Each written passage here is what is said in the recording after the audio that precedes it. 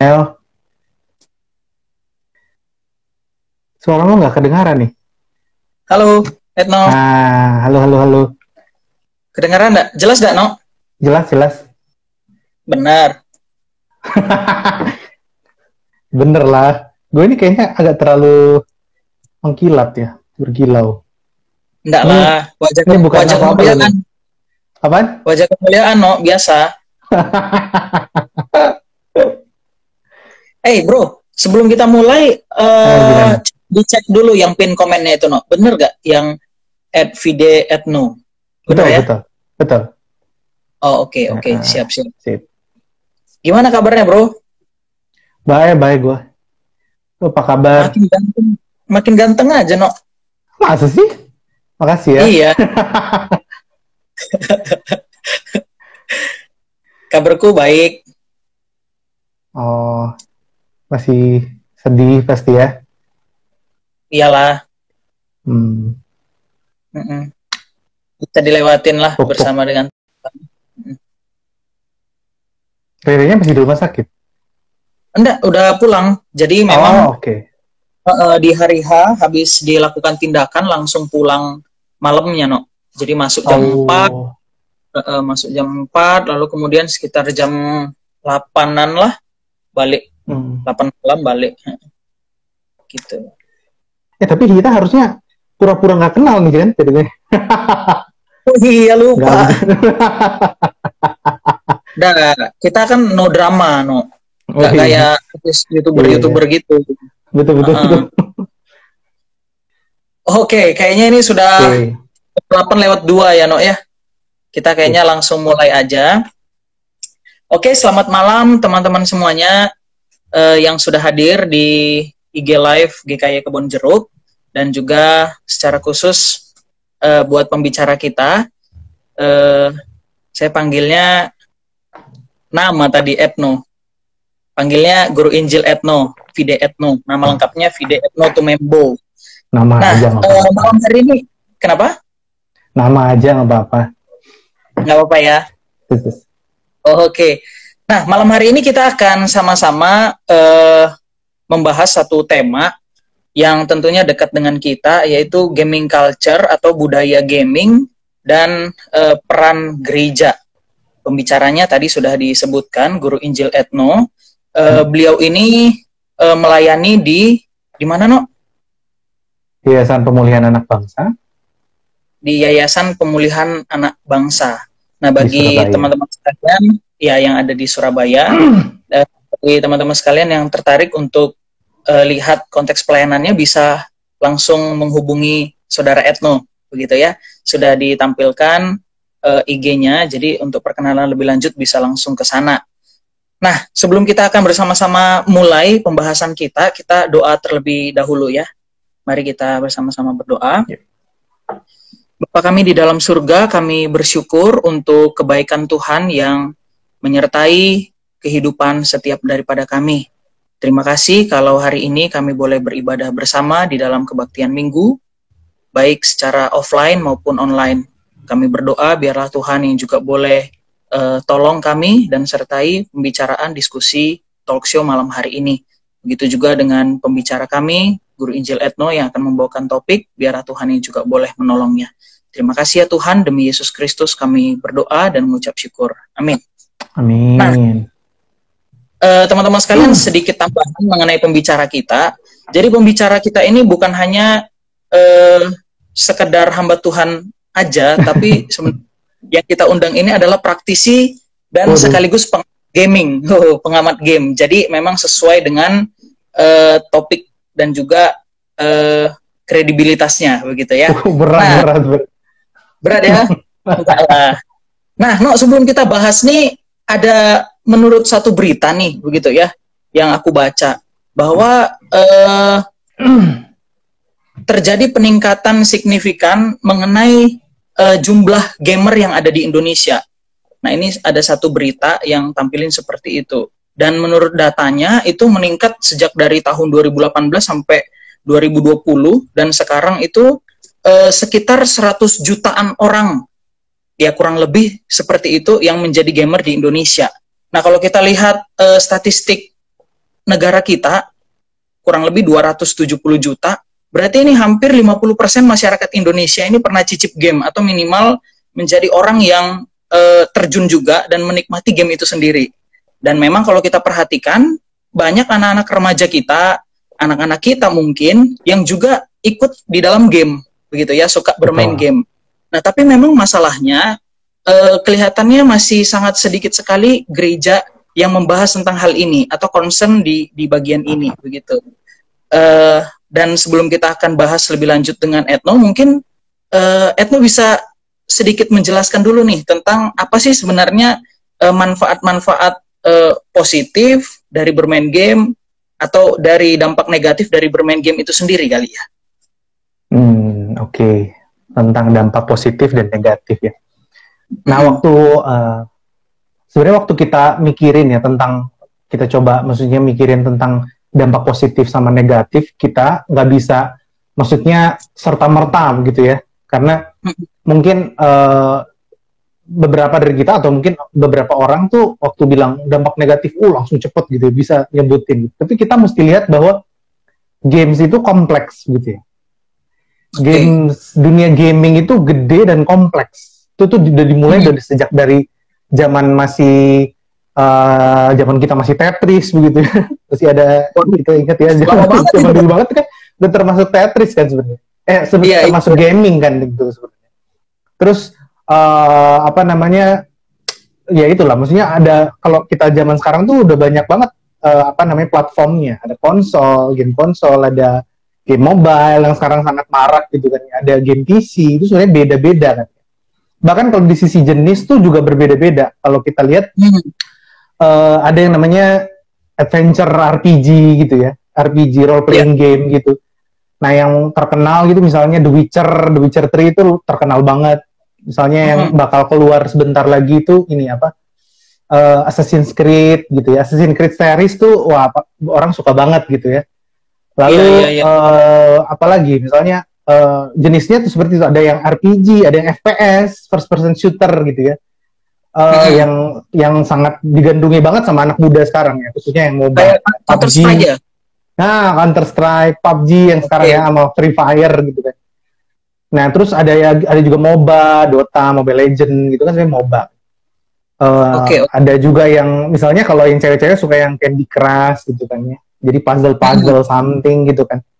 Nah, waktu kita ngomongin positif negatifnya, kita mesti ngeh bahwa itu tuh beragam gitu ya. Jadi memang kadang ada yang, maksudnya ada games tertentu yang memang punya dampak negatif.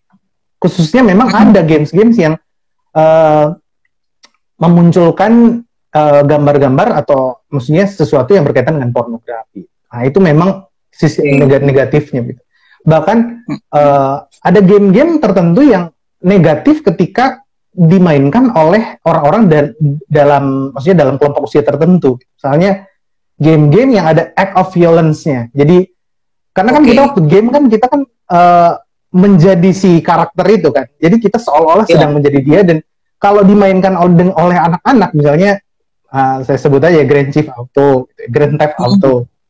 Nah, itu kan kita sebagai perampok lah, sebagai apa, jadi ada act of violence-nya yang dilakukan melibatkan si pemainnya. Nah, kalau dilakukan oleh anak-anak, dan sebenarnya kan itu game bukan buat anak-anak ya. Kalau dilakukan oleh anak-anak, kita udah banyak tahu ya, maksudnya efeknya.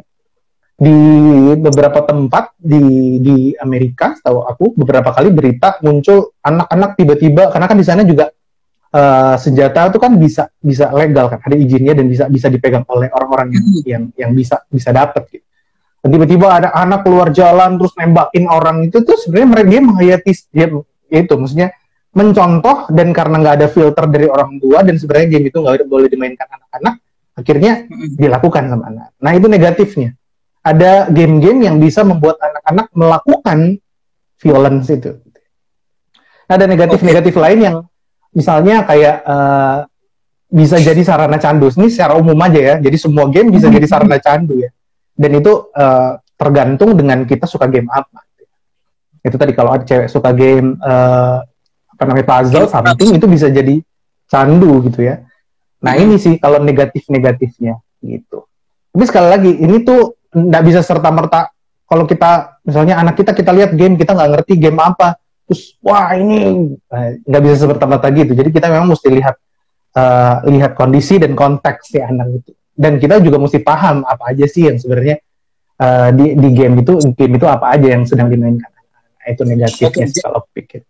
Gimana? Jadi ada 3 hal yang aku catat ini, No. Jadi yang menjadi dampak negatif itu soal kekerasan, pornografi, dan candu. Nah ini kan anak-anak muda zaman sekarang kan itu lebih melek soal teknologi kan, No, ya. Nah sementara orang tua ini kan jadul. Maksudnya ya aku juga udah berasa usianya udah lama gitu, nah. Jadi udah tua juga. Nah kadang-kala kan kita nggak bisa ngikutin perkembangan game itu, No. Jadi kalau Etno sendiri memandang hal ini gimana? Atau ada tips mungkin yang bisa dibagikan buat orang tua untuk bisa ya mengetahui apa yang dimainkan anaknya mungkin? Mau nggak mau sebenarnya orang tua harus tahu tentang apa yang dimainkan oleh anak. Itu memang jalan satu-satunya. Harus ngerti, makanya maksudnya salah satunya ya penting banget sih untuk adanya ya apa namanya ya misalnya seperti ini ya, maksudnya untuk memberikan informasi-informasi buat orang tua makin ngerti game yang anaknya mainkan ini apa sih, supaya respon orang tua terhadap anak tidak yang over tapi proper gitu. Jadi ya gitu sih. Dan memang sekali lagi orang tua memang perlu sekali untuk dan khusus kepada anak-anak,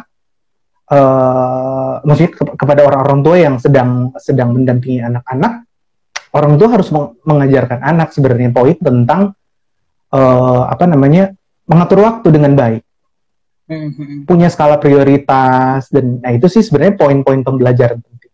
Dan balik ke yang tadi ya, maksudnya tentang orang tua penting banget untuk tahu banyak tentang game, itu sebenarnya justru bisa jadi sarana untuk pendekatan pada anak. Salah satu sebenarnya penyebab dari relasi orang tua dan anak yang nggak bond, nggak cocok itu sebenarnya salah satunya gara-gara anak nggak merasa orang tuanya tuh ngerti hidupnya. Ada gap usia, maka ada gap konteks kan. Maka misalnya ada orang tua yang kecenderungan judgmental dan ya tidak mau cenderung melihat dan merangkul. Tapi ketika kita mau melihat apa sih yang anak mainin, nah itu tuh sebenarnya ada usaha anak tuh langsung positif kasih tone kepada kita ya. Waktu kita mau tahu minimal. Gimana? Oke. No, jadi apa artinya orang tua lebih baik ikut bersama-sama bermain game itu dengan anaknya? Ada baiknya kalau menurut saya sih. Minimal nggak harus. Iya, ada baiknya. Minimal nggak harus, maksudnya tidak harus yang sering gitu. Tapi atau minimal banget tahu lah tentang apa sih game itu, apa yang dimainin sama anak-anak. Oke. Gitu, kalaupun nggak harus ikut main, tapi minimal bisa tahu, mengerti gitu ya, tahu, bertanya. Lebih positif lagi kalau bisa mendampingi. Oke, supaya terjadi bonding tadi ya, ada relasi bersama dengan anak ya, No ya. Betul banget. Oke. Gitu. Kalau dari Etno sendiri ada sisi positif nggak sih soal bermain game, khususnya buat anak-anak remaja atau pemuda yang main? Kalau menurut aku lumayan banyak sisi positifnya. Apalagi di zaman sekarang kita tahu gaming itu bisa jadi profesi, ya. Profesional gamer tuh udah banyak gitu ya. Dan artinya bisa menjadi sumber penghidupan secara finansial maksudnya ya. Gaming itu bisa jadi salah satu opsi, khususnya di masa pandemi ini ya.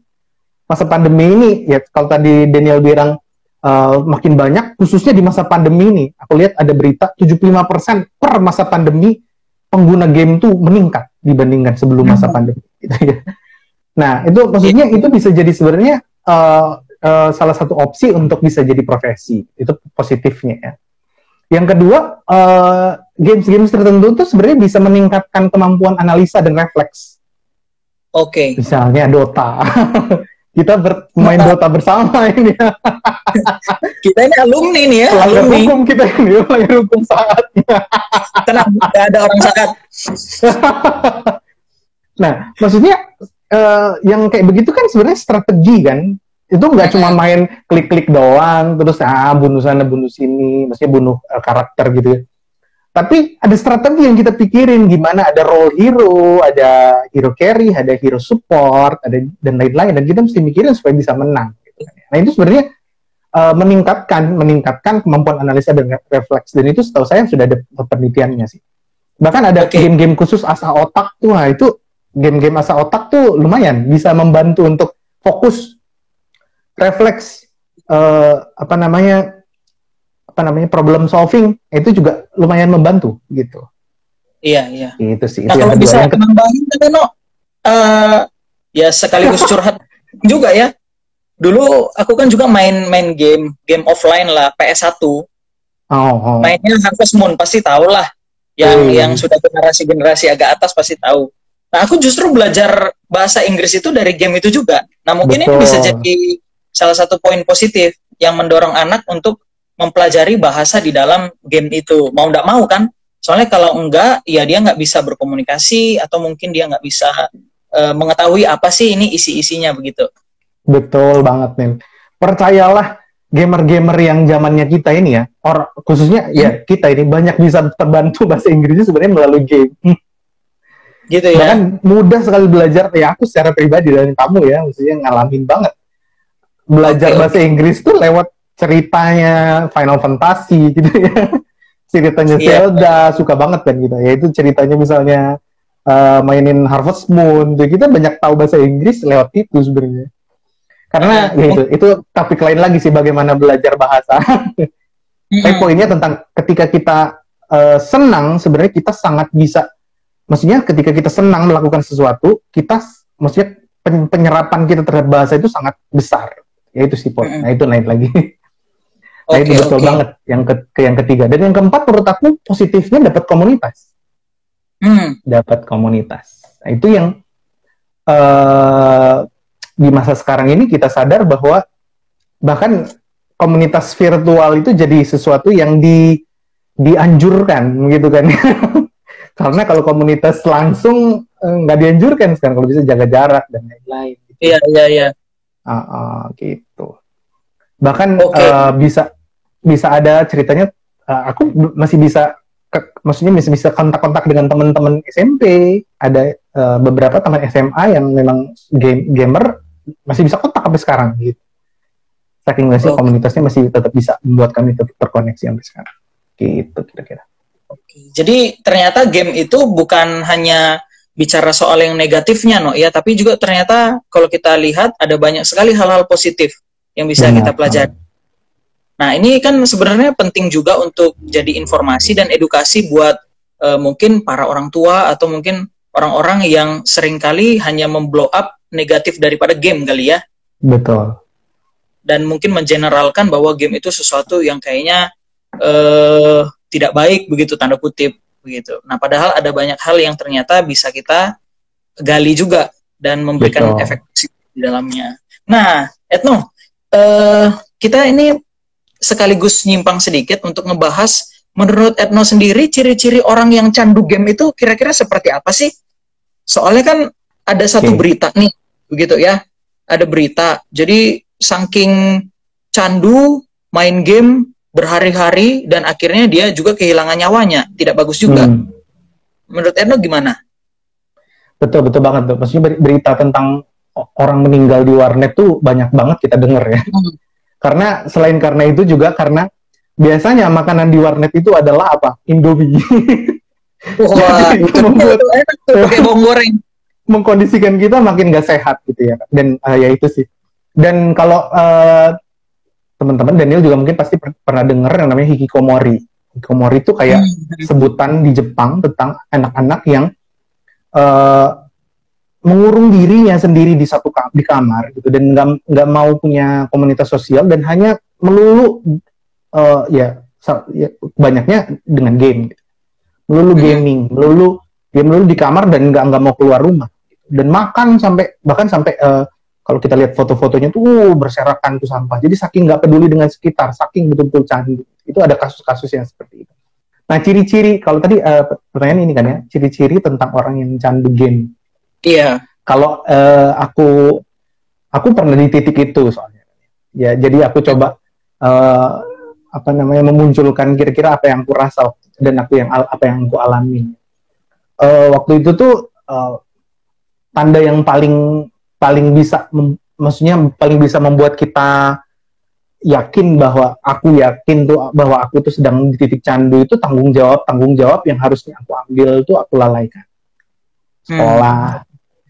Dulu zamannya SMA, zamannya SMP itu habis pulang sekolah langsung pergi warnet, pulang rumahnya malam-malam. Bahkan kalau ada happy hour namanya. Happy hour. Tapi masih untung masuk sekolah dulu, no. Kalau kamu gimana tuh? Kamu nggak masuk sekolah dulu. Aku masuk sekolah dulu dong. Nggak masuk sekolahnya besoknya, cuy. Happy hour seharian. Lewatin malam, besok pagi udah teler, udah pulang rumah tidur doang. Nah itu tuh mestinya melalaikan tanggung jawab sebagai siswa, sebagai anak. Nggak ngabarin orang tua gitu misalnya. Nggak. Ya ketika kita masih sekolah, kita bertanggung jawab pada orang tua kita, dan orang tua kita memang berhak untuk maksudnya menaungi kita, mengarahkan kita, maka kita perlu bertanggung jawab pada orang tua itu. Kalau tanggung jawab kita lalaikan, maka itu salah satu petunjuk, salah satu yang menunjukkan bahwa kita jangan-jangan mulai candu. Lalu misalnya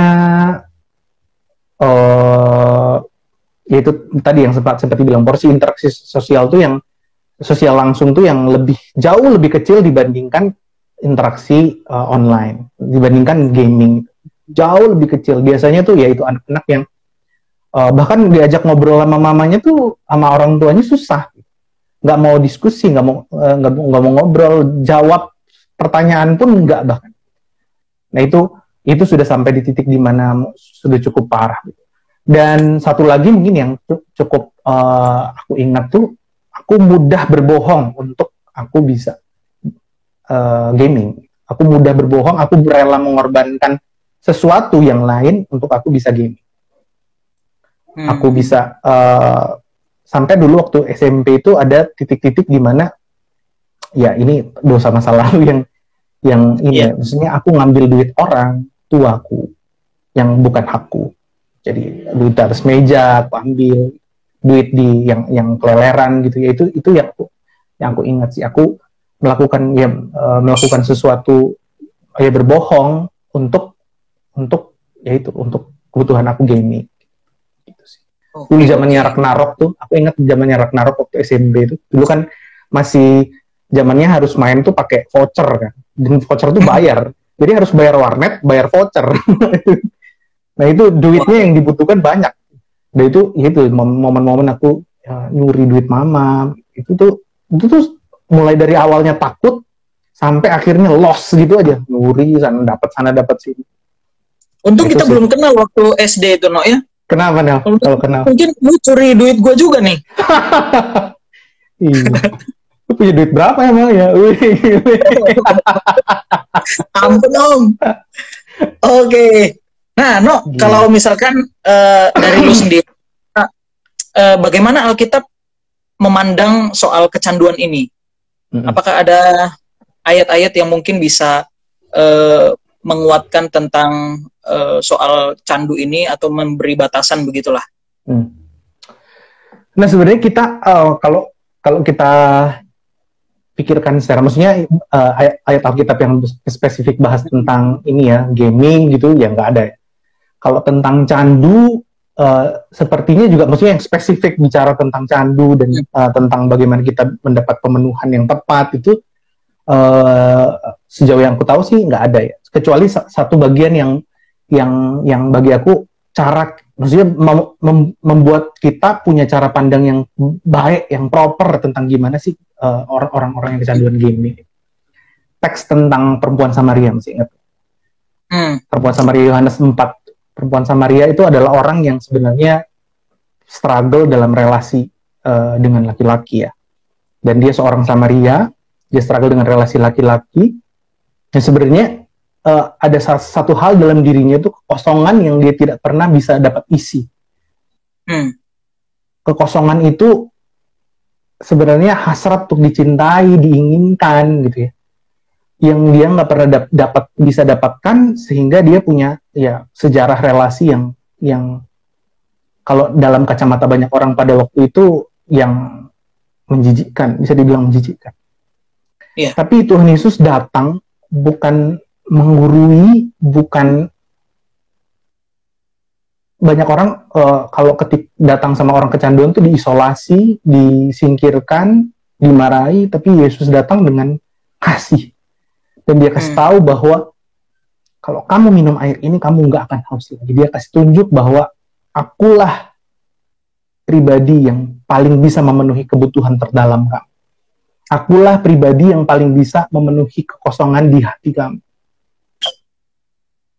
Maka kaitannya dengan game itu, kita mesti paham bahwa anak-anak game yang candu itu sebenarnya bagian dari diri mereka yang cope dengan, khususnya kalau aku lihat dari pengalaman aku, cope dengan pengalaman-pengalaman unloved. Nggak dikasihi, nggak dicintai, nggak diinginkan, dan ya di dalam game itu aku bisa dapat, dan aku dapatnya aku nggak harus hadir secara fisik gitu ya, dan aku dapat komunitas, aku dapat orang-orang yang I'm good at this gitu maksudnya, dan orang-orang puji aku gitu karena aku baik di sini, aku dapat penerimaan, aku dapat cinta gitu. Tapi sekali lagi di titik-titik tertentu ya aku menyadari bahwa kepenuhan itu nggak akan aku dapatkan, nggak aku dapatkan di teman-teman tim aku gitu. Ketika misalnya aku ngelakuin kesalahan, ya mereka juga maksudnya bully aku, ada karena memang komunitas game itu juga dekat dengan bullying. Maka ya itu tim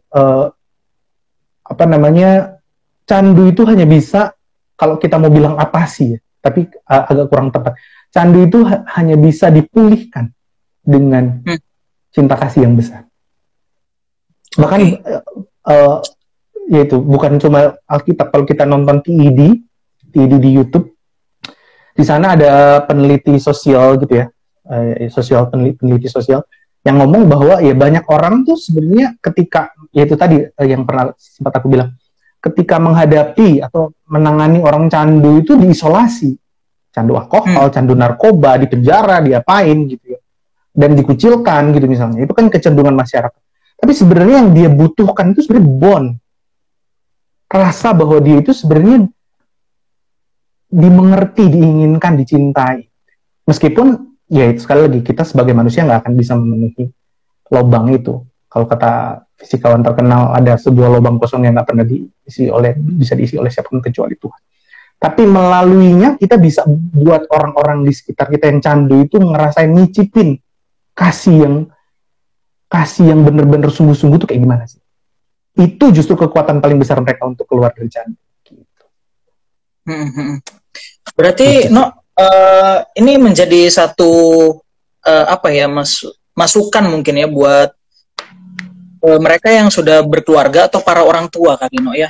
Jadi supaya mungkin bisa mendengar yang Etno sampaikan tadi menjadi satu bahan masukan untuk bisa lebih memahami atau mungkin menjalin bond relasi bersama dengan anaknya gitu. Makanya tadi aku bilang baik banget kalau misalnya ada orang-orang tua yang maksudnya ngerti aja, anak-anak pasti udah seneng. Kalau sampai bisa main bareng, itu jalin relasi yang bisa terjalin antara orang tua dan anak tuh pasti precious banget. Iya. Jadi orang tua bukan hanya dia menyisihkan mengambil waktu bersama dengan anaknya, tapi juga dia bisa memantau apa yang sedang dimainkan, dan mereka bermain bersama itu adalah momen yang sama sekali tidak pernah terlupakan gitu ya di dalam memori mereka. Oke. Nah, kita mau nanya nih lagi, menurut Etno sendiri kalau misalkan berbicara soal gaming culture dan juga gereja. Nah, kalau menurut Etno sendiri, seperti yang tadi sudah kita bahas kan, gaming culture ini menjadi satu hal yang sudah booming sebenarnya dari beberapa tahun terakhir lah ya. Ada yang bilang sejak dari dibuatnya kayak Asian Games, memasukkan gaming sebagai satu olahraga, e-sport begitu. Nah itu jadi makin banyak peminatnya untuk ke arah sana begitu. Nah ini kan sudah menjadi satu budaya yang sangat populer. Nah menurut Etno sendiri, apakah gereja menurut pantauan Etno nih ya siap dengan perubahan budaya ini? Oke. Nah kalau bicara siap nggak siap ya aku belum sampai riset mendalami gitu ya, karena memang objektifnya adalah riset gitu ya, dan mesti mendalami tentang bagaimana gereja.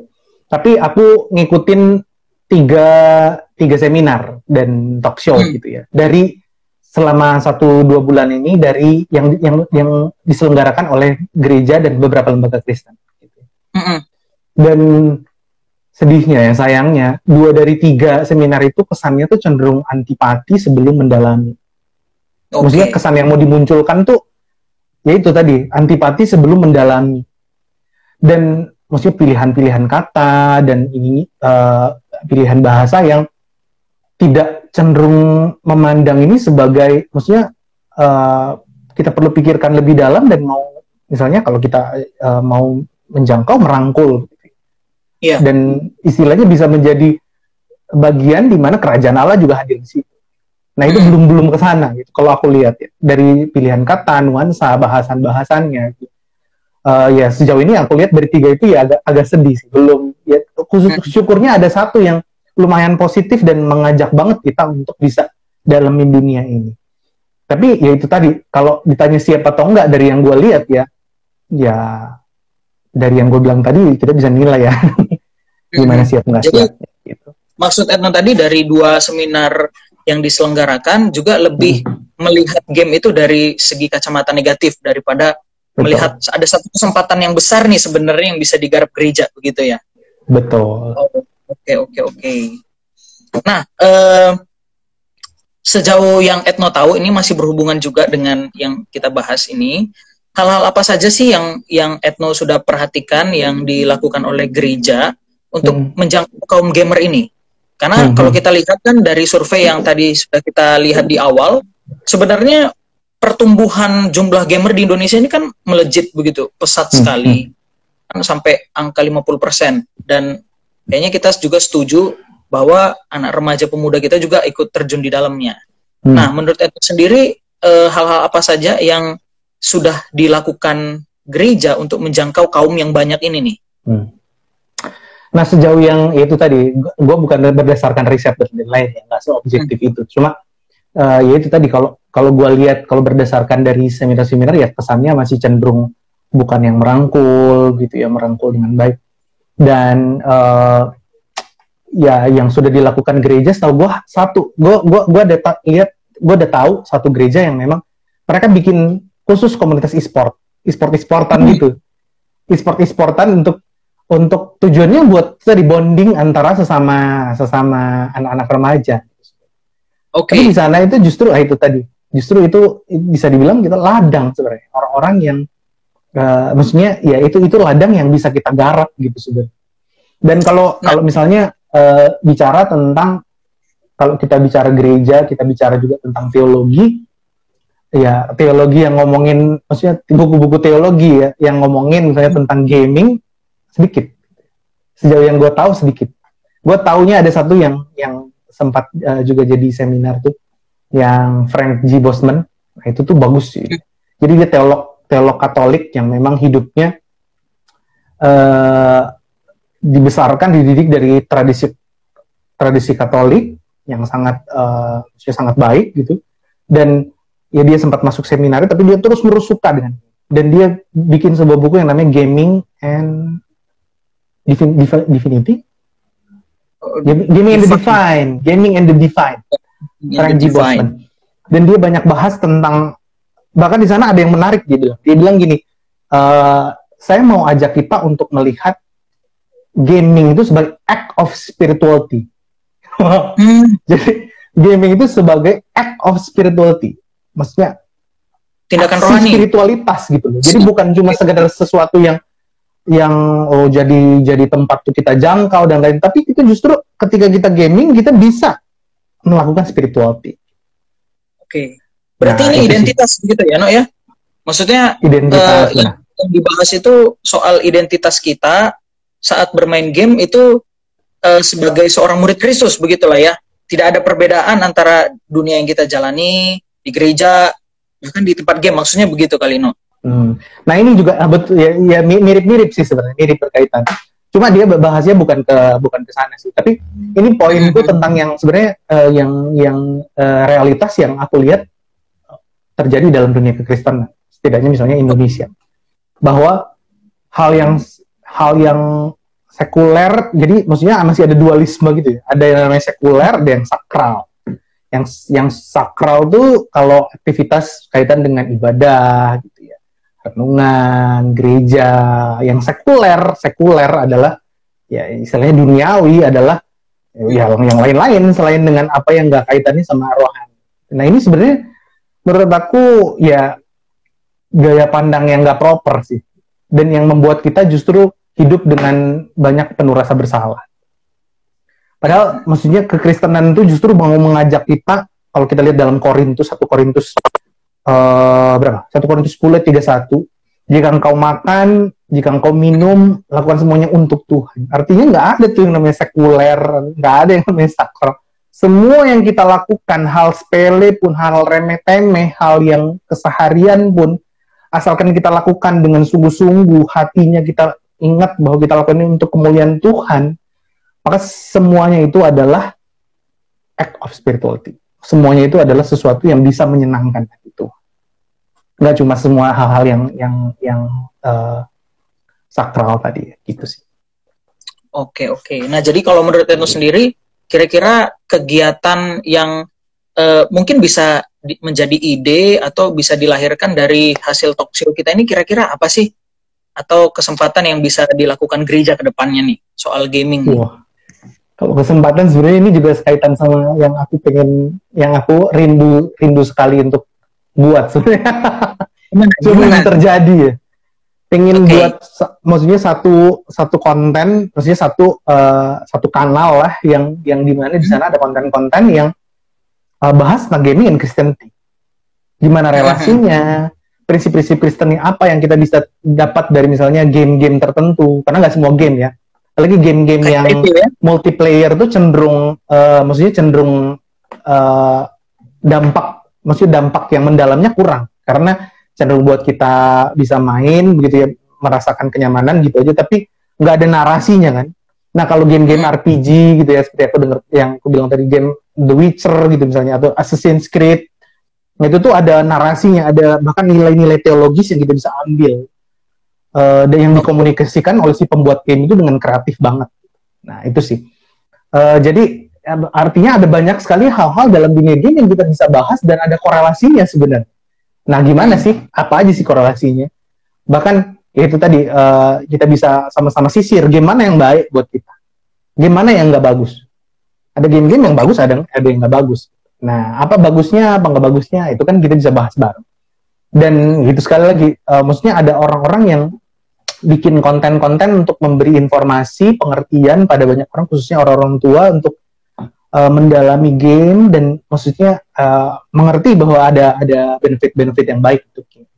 Yang kedua, yang aku rasa tuh, ya peluangnya adalah bahkan gereja atau komunitas Kristen yang bikin game yang bermakna. Bikin game RPG ya, karena memang yang chance untuk bisa bikin game yang ada narasi bagusnya adalah game RPG. Bikin game lah yang bermakna. Misalnya adaptasi dari kisah-kisah atau nilai-nilai Kristen. Apa? Ya mungkin kalau kita game RPG kayak Martin Luther gitu kan ya. Ya ada misalnya bisa begitu. Atau nilai-nilai yang maksudnya nilai-nilai dari nilai-nilai yang akhirnya kita kreasikan lagi dalam sebuah narasi yang unik zaman sekarang. Kalau kayak misalnya ini loh,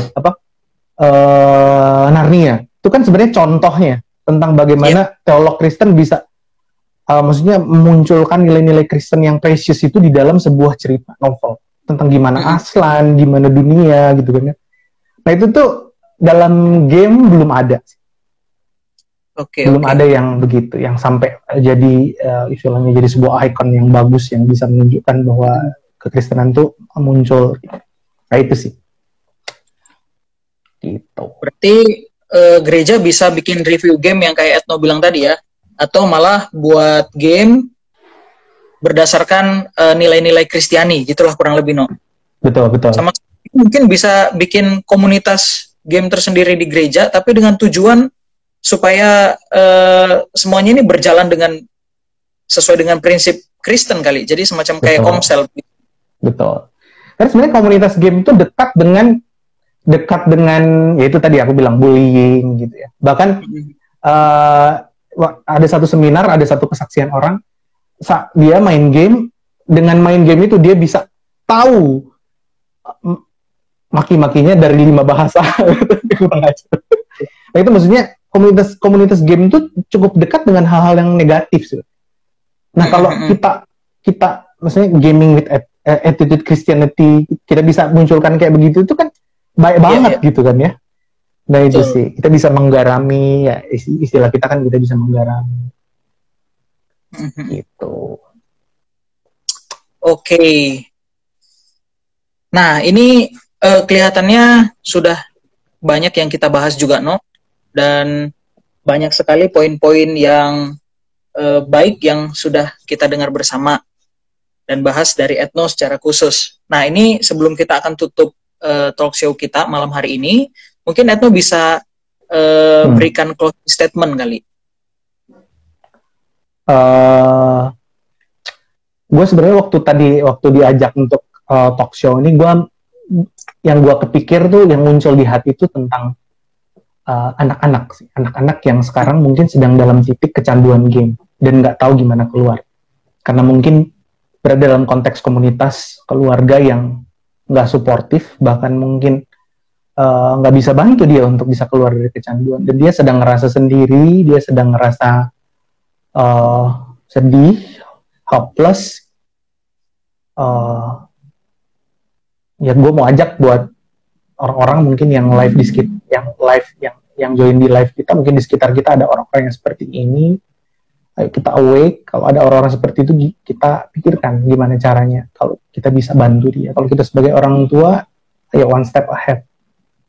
Entah itu step besar atau baby step minimal, untuk kita bisa gitu tadi mengerti tentang gaming minimal. Tapi kalau bisa dapat big step sebagai orang tua, kita bisa join bareng gaming bareng mereka. Atau kita sebagai teman yang lain gitu, sebagai teman mungkin apa yang kita bisa lakuin. Tapi poinnya yang gua pikirin sih, kalau ada orang-orang di luar sana seperti itu, gua harap teman-teman yang live itu sensitif terhadap mereka dan bisa ngelakuin sesuatu yang bisa kita lakuin untuk bantu dia keluar dan ngerasain kasih Kristus yang sejati itu kayak apa, melalui aksi kita yang real yang bisa dia rasain. Gitu. Oke. Sekali lagi, Ethno, terima kasih buat diskusi malam hari ini. Thank you, Nel. Ada poin yang aku catat ini sampai saking banyak poin-poin bagusnya itu sampai aku nggak sempat catat satu, lompat ke poin yang lain. No. Oh, maksudmu aku ngomongnya lompat-lompat gitu. Belum selesai nyatat yang poin bagusnya, udah ada yang bagus lagi. Gitu. Ini lah aku catatin nih. Ada catatan nih. Nah, thank you, dan saya percaya juga teman-teman yang nonton dari awal sampai akhir juga mendapatkan banyak sekali poin-poin yang bagus dari apa yang di-sharingkan oleh Guru Injil Ethno pada malam hari ini. Dan saya mewakili seluruh jemaat dan juga BPP GKY Kebonjeruk mengucapkan thank you buat Ethno yang sudah sharing dan menyiapkan materi untuk talk show kita malam hari ini. Tuhan Yesus yang tolong dan sertai pelayanan Ethno ke depannya bersama dengan keluarga. Oke, nah teman-teman sekalian, sebelum kita akan tutup talk show malam hari ini, sedikit memberikan informasi bagi teman-teman semua bahwa minggu depan kita akan membahas satu tema, yaitu jodoh, pilihan Tuhan atau pilihanku. Teman-teman bisa lihat di IG GKY Pos Kebonjeruk, dan teman-teman juga bisa mengikutinya di minggu depan. Pembicara yang juga bisa dibilang sudah banyak melakukan riset di bagian ini, gitu. Dan Aku pikir kita malang melintang dalam dunia perpacaran. Berarti enggak lah, enggak sampai segitu. Nah, bagi teman-teman, harap juga bisa mengikutinya di acara minggu depan. Demikian acara talkshow malam hari ini. Sampai jumpa di minggu depan. Thank you ya buat kesempatannya. Thank you. Etno, mungkin mau sampaikan sesuatu? Udah itu aja. Thank you buat kesempatannya, buat Daniel, buat GKI Pos Kebun Jeruk. Harapannya Tuhan terus berkati, makin keren-keren postingannya, makin banyak orang bisa merasa terberkati melalui semua yang dilakuin. Oke, Etno. Oke, bye-bye. Kita akan tutup video ini.